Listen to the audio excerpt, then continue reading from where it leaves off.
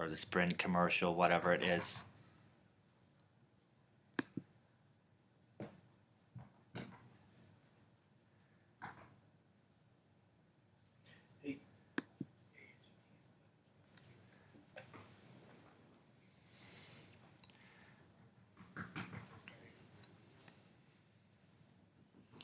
We might have to call this a quits, guys, because Just it can't. The input needs to under settings. The input. Anthony just sent you screenshots. We're gonna keep working on this, y'all. You're working. It's good. It's good. Oh, now it's working. Apparently, it's working. Does that work?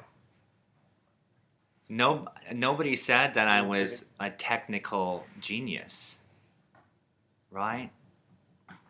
But I'm trying. What'd you say? It's working. Don't mess with anything. It's working. I'm not gonna touch anything else. All right, my hands are off of the computer. Now I can take questions if anybody wants to answer them. I'm sorry, y'all. So you probably didn't hear me before, but I first choreographed Flyway in 2014. It was part of a 3-year program that Ballet Memphis did called the River Project. And in that series, we commissioned new ballets that were all inspired by the Mississippi River in some way. And I was asked by Dorothy Gunther Pugh, our fearless founder, to create a piece about the Mississippi Flyway. The Mississippi Flyway is the largest migratory path for birds in North America as they go up and down each year. But I wanted to kind of take a different little approach with how I did this. In ballet, there's a really, really long history of anthropomorphization. Is that the word? Where you take a character or a bird or an animal and put some personality onto it. And so I also have a really, really strange relationship with birds. I really don't like them. My sister and I are terrified of them. And so I thought this was probably a good way to get over some of my my fears of them. And so all the movements that you saw are my idea of what birds look like. But I'm happy to answer any questions if you have any. About the design process?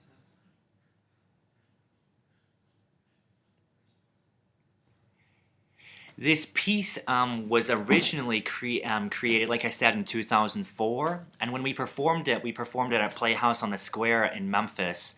And it was originally with large set pieces that were designed by my friend and local artist, Erin Harmon.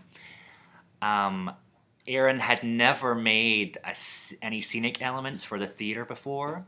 Erin is an amazing artist and has this beautiful, detailed, whimsical, just really happy work when you see it. And we asked her to take some of her work and to blow it up and make it into a really, really big set. And Erin took on that challenge and really worked on it for us. When we decided to remount the work a few years later, we realized that the set was going to be difficult to fit into our studio space at Ballet Memphis.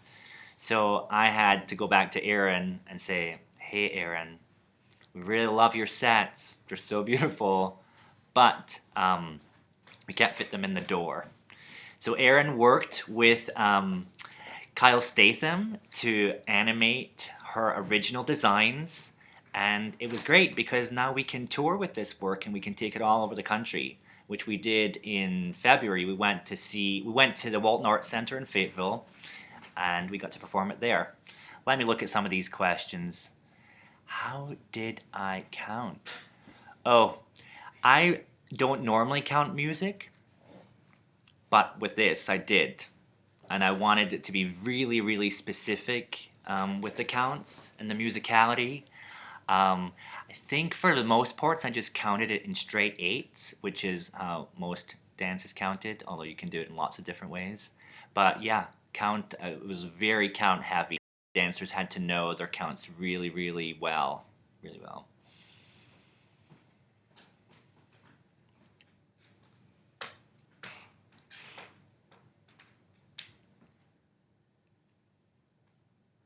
Omar's saying birds are his favorite animal. I disagree, but that's cool.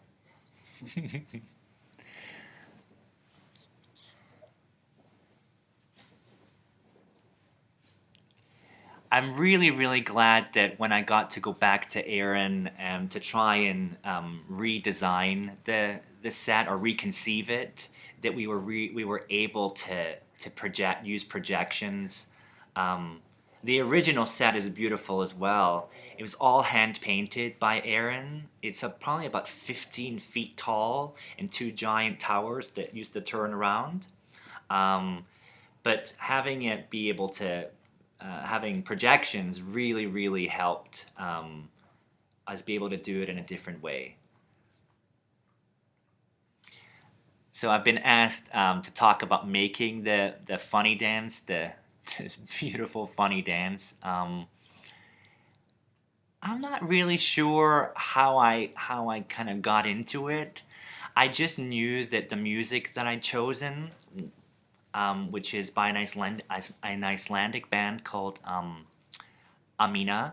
They're multi instrumentalists, and I picked this music because it was so whimsical and kind of quirky, um, and it really helped me bring out the personalities that I was trying to find in these birds. Why are you doing this live? Yeah. So we're all going through a pretty tough time right now, right? Everybody's at home, socially distancing, away from our friends and our families in a lot of ways, and from our work. Um, we're really, really sad that we can't perform right now. This weekend would have been Ballet Memphis' production of Cinderella at the Orpheum, which we'd worked really hard to get ready. Um, but the world is in a strange place right now, and we all are doing the right thing to try and um, get through this together. And so I thought it was important that Ballet Memphis could find ways to engage with our community and our audience, to share the work that we do, and to show people the things that make Ballet Memphis a little bit different. So that's why we're taking this stab at broadcasting some of the things from our repertoire, and hopefully we'll keep doing it. Now, this will be the first of several times that we do this. Hopefully, in 2 weeks from now, we'll be even better at this, and we'll do another work, and we'll let you know about that. Getting some more questions here. Look at y'all. I'm being asked, does my primary inspiration come from music, the story, or the dancers? I think it's a little bit of everything. I'm very, very affected by music. If I don't like the music I'm choreographing to, it's not going to happen for me. And so I spend a really, really long time finding music that I connect to, that I enjoy, that I feel kind of encompasses the feelings that I want people to experience when they get to watch the work.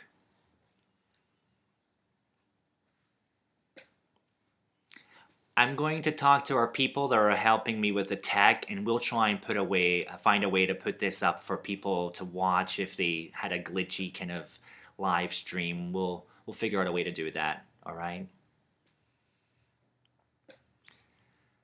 Well, y'all, this was our first time, and so we're gonna try and get it for you. Try and get it going again. But I'm grateful to y'all for tuning in. I just want you all to be healthy, be safe, stay at home, and we'll all get through this together. But we'll see you really, really soon, okay? Thank you so much for tuning in.